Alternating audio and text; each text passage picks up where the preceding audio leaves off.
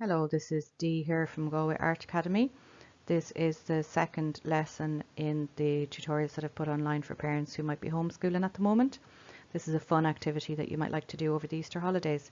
We're going to make our very own handmade books today. So we're making the physical book with the covers and the pages. You can decide what you want it to become yourself. It can be a sketchbook or something that you write stories in. Like the last lesson, I'm going to link this lesson to some other subject areas. So there's going to be a little bit of history. We're going to talk about Leonardo da Vinci again, like we did in the last lesson. And there's going to be a little bit of maths. So a little bit of measuring, using your ruler and figuring things out. So get some help from an adult with this if you need it. So as I mentioned, Leonardo da Vinci, for those of you who might not have seen the last lesson, we're talking about a man who lived over 500 years ago. He was an artist, a scientist, an inventor. Leonardo da Vinci is an all-round genius in my eyes and somebody that I admire very, very much. So Leonardo da Vinci kept a lot of his ideas and drawings and ideas for inventions in his notebooks. So I thought it'd be interesting, if seeing as we're going to make some books today, to have a little look at his notebooks. In the last lesson I would have explained about the writing that he did. It's a very special kind of mirror type writing.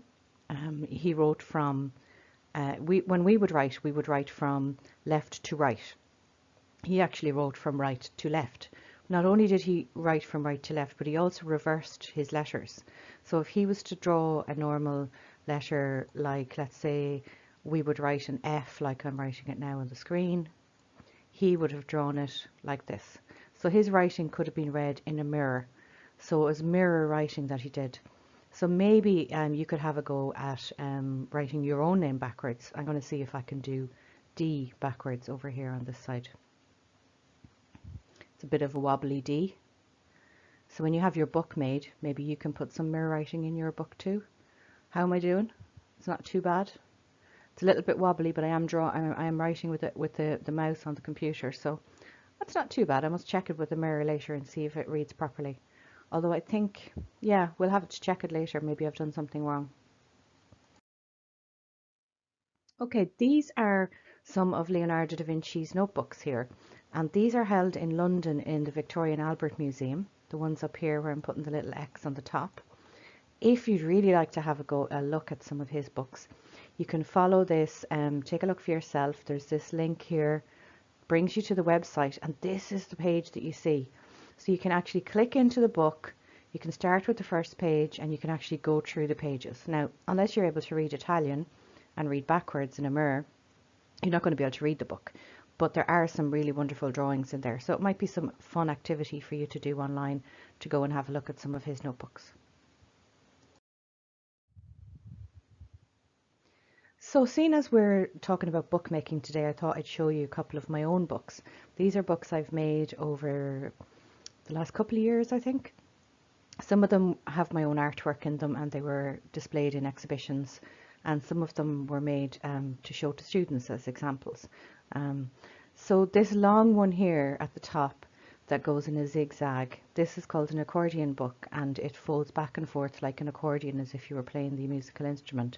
When it's closed, it looks like this down here, the one with the blue cover. This one is reasonably big. It's not a very tiny book. But this one over here that you can see looks a bit like a star. This is actually an origami book, and it opens up like this into kind of makes like a star or a flower shape. But when it's closed, it looks like this above here, but it's actually very, very small. So it's only 2.5 inches by 2.5 inches. The one in the middle here is actually one that I did make for as an example for students, and it has a pattern on it that I designed, and it's the same as the blue covered one. It's an accordion book.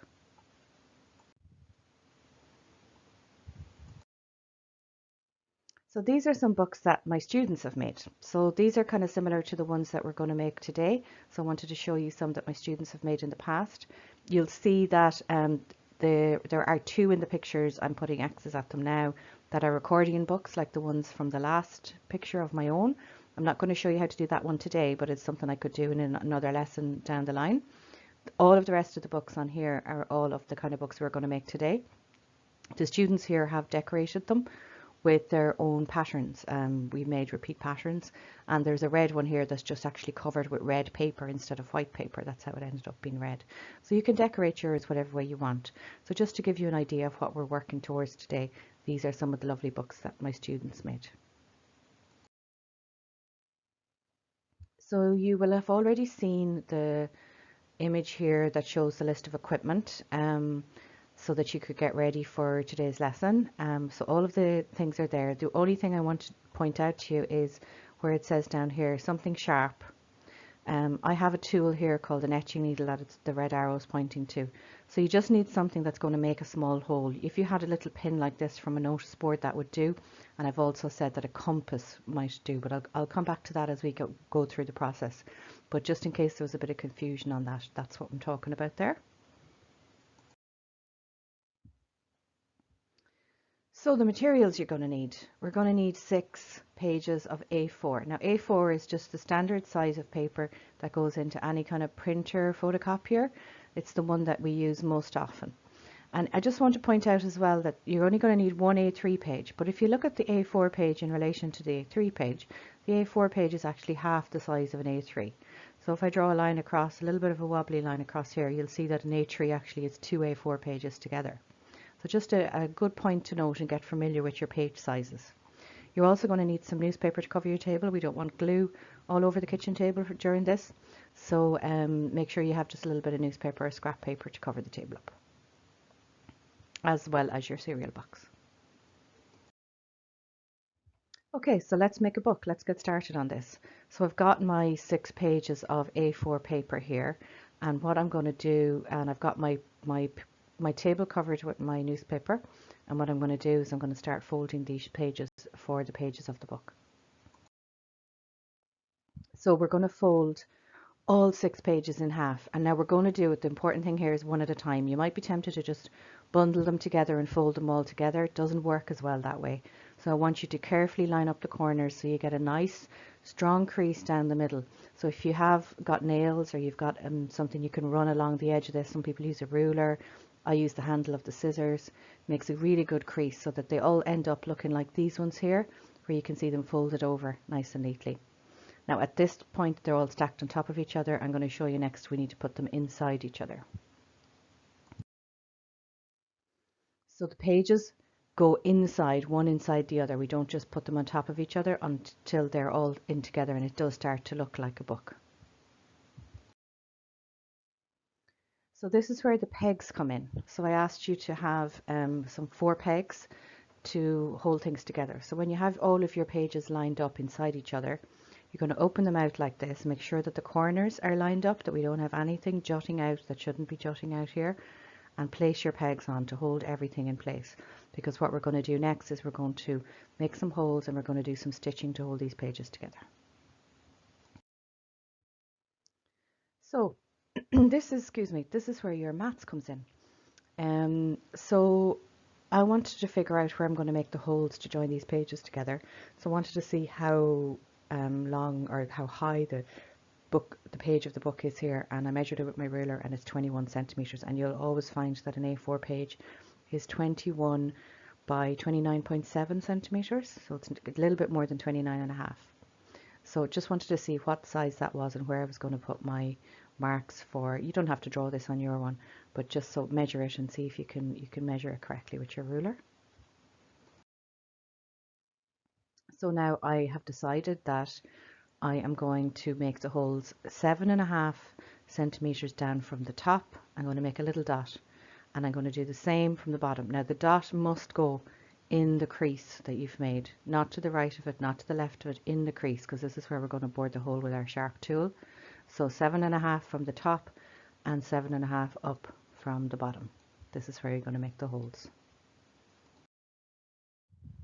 So these are the sharp tools I said earlier. This is an etching needle I use for printmaking. I just find it very, very handy for bookmaking. There is a tool that you can use in bookmaking called an owl. It's AWL, not like the bird, OWL. And they use it for boring holes in bookmaking. I sometimes find a really sharp pencil is just as good for making holes like this, if that works for you. If not, you could use the compass or the little notice board little sharp, I can't think of the name of it right now, like a thumbtack, that you can put things up on a notice board with, and you could use any of those. So here I am making the holes in through all 6 pages in the marks that I've made on the book. So on the left here you can see how it looks from the outside of the back of the book, and on the inside you can see where I can see through the little hole here just barely, where I've made the holes there. So now I'd asked you to have a piece of wool ready. If you don't have wool, maybe twine would do, but it has to be something thicker. Needle and thread is not going to work great for this because the thread is too thin, and even if you knot it on one side, it's going to come right through the hole. It's not brilliant for it.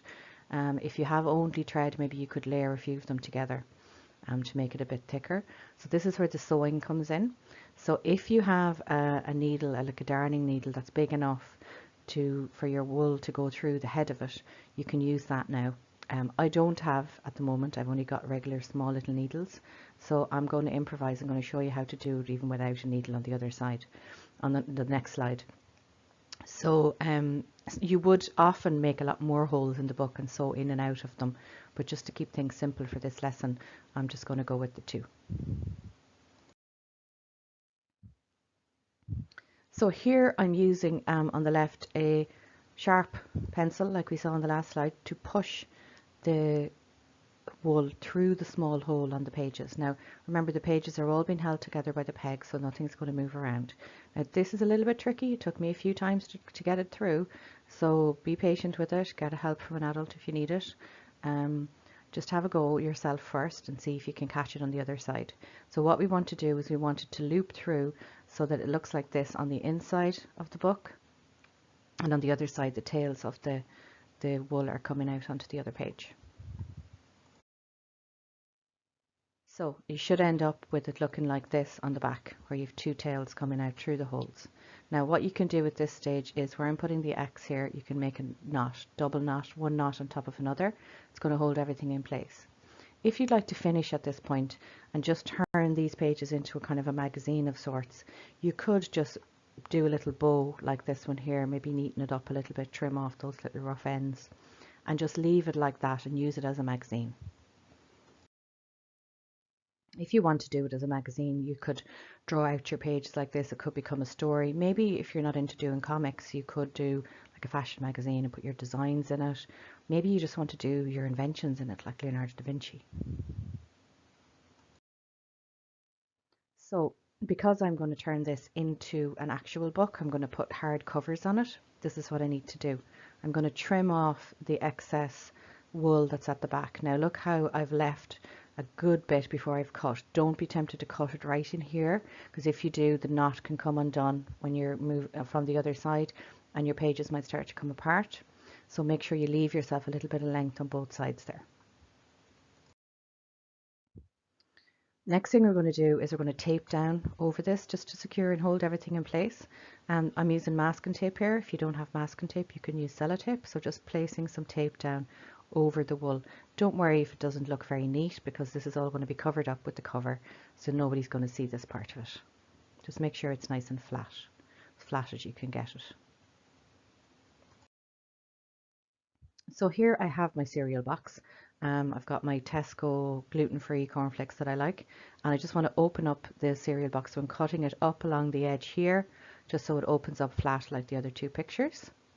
And we're going to use the cardboard from this cereal box to make the cover for our book.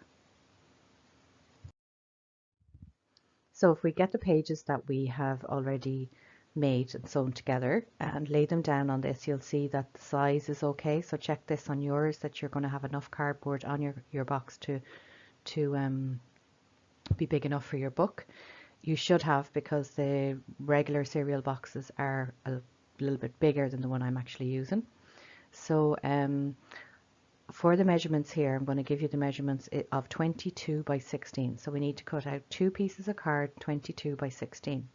Now, if you remember earlier, we measured the book, and from the top to the bottom it was 21. So you're saying to me, why are we doing 22? Why isn't it 21?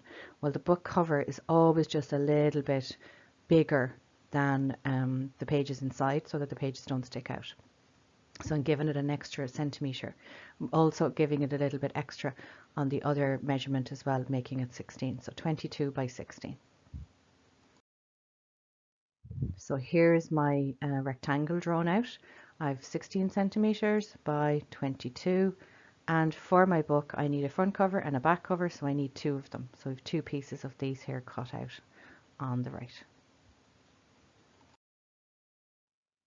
Now this is where your A3 page comes in. So earlier we were talking about A3 and A4. A3 is double the size of A4. So you're going to lay your A3 page down underneath your pieces of card that you've cut out.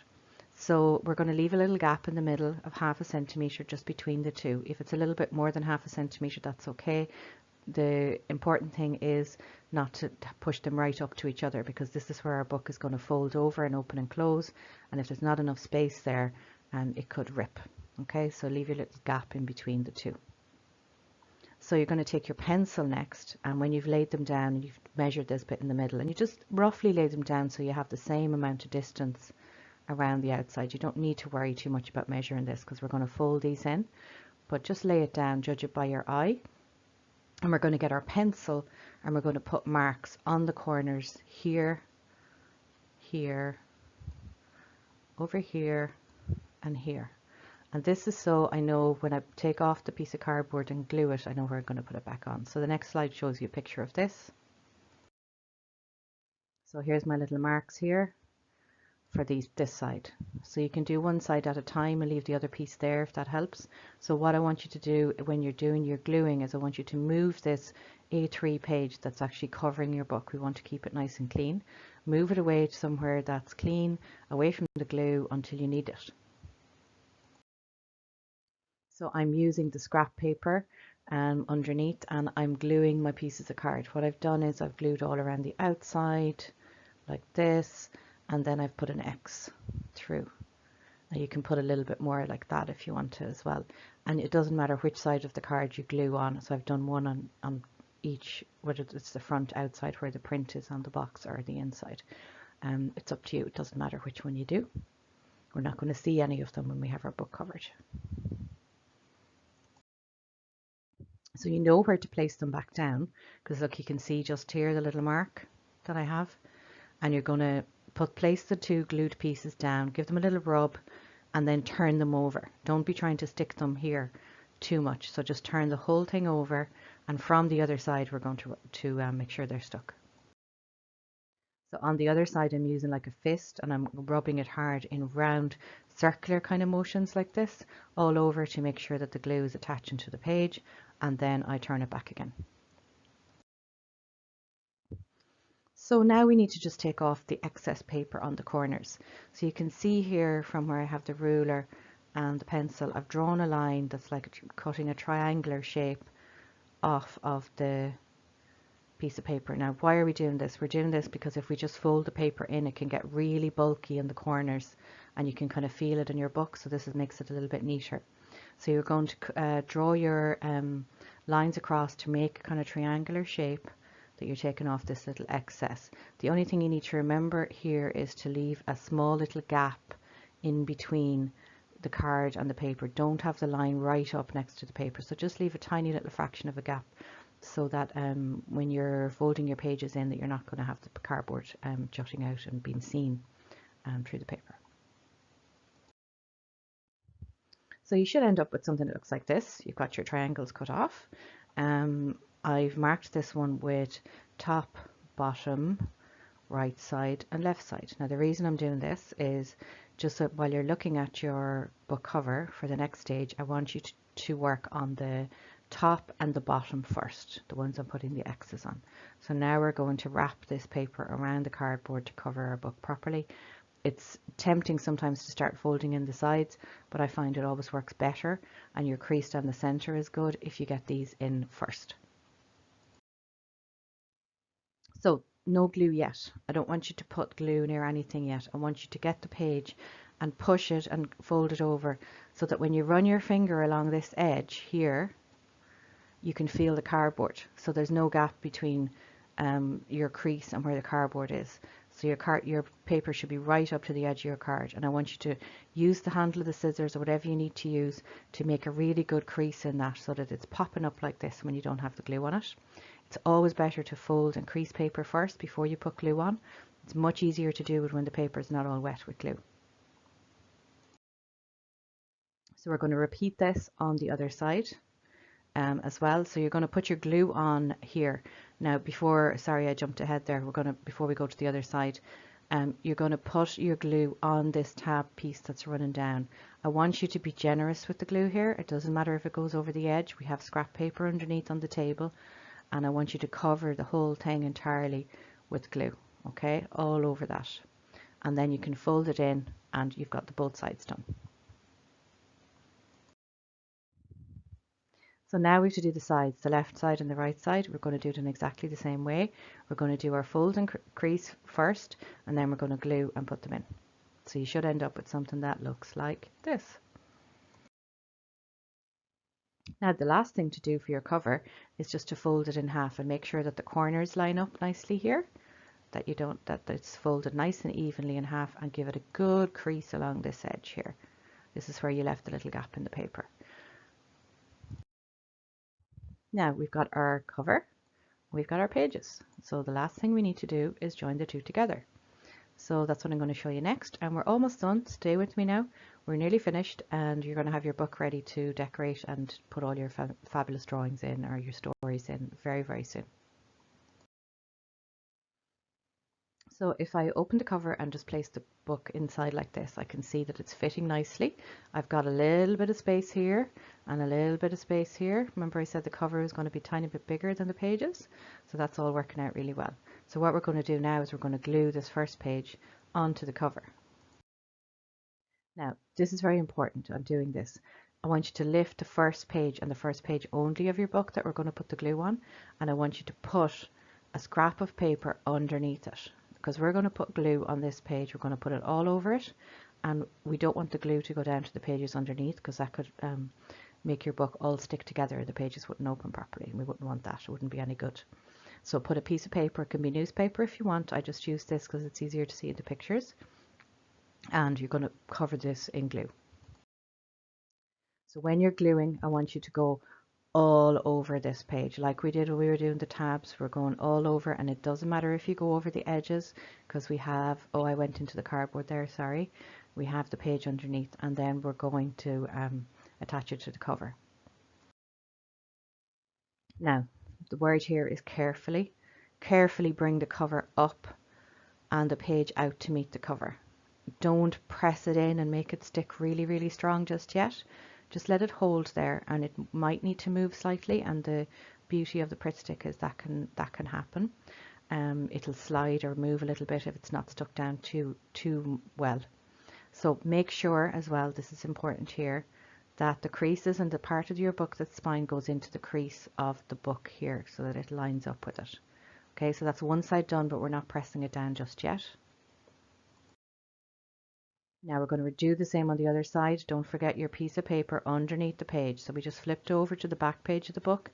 We put a waste piece of paper underneath, and we've covered it with glue. Okay, out over the edges if you want. Doesn't matter.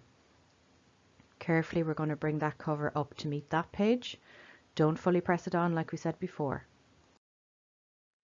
So you should bring your book up into a closed position like this. So this is making sure that the spine of the stuff is going down in here into where it should. Okay, we're nearly there now. Now this is one of the most important parts, is you need to find the center pages where you did your sewing and where you can see the wool. I want you to press down with your hand. You might feel the paper and the pages slip a little bit. This is because we haven't got them stuck down fully on the covers. This is okay. We want to make sure that your book opens up properly. So press down and make sure that again that this creased part lines up with the book cover. Now you can carefully rub in and make sure that the front and back page of the inside of your covers are stuck properly. So you might see there's a few little creases like this one here.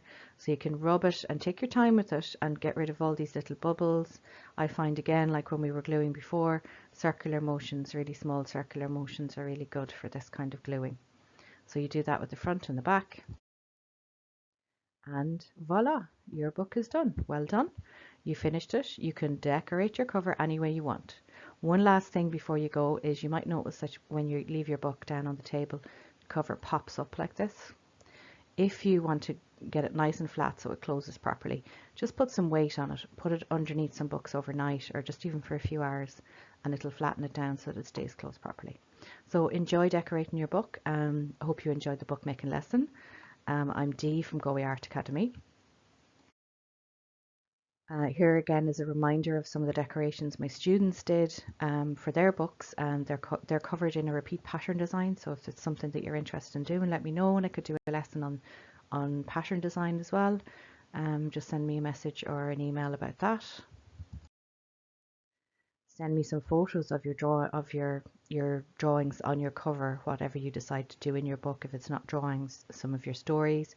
This is my email, and this is my number on WhatsApp. If you want to get whoever's at home, mum or dad, to send it to me, I'd love to see them, and I can share them for you on Facebook. So all that's left to say is thank you very much. Keep in touch. I'm Galway Art Academy. This is Dee. You can find me on Instagram, Facebook. My website is galwayartacademy.com. I hope you've enjoyed this bookmaking tutorial, and I look forward to seeing all of the lovely books that you're going to make. Bye for now.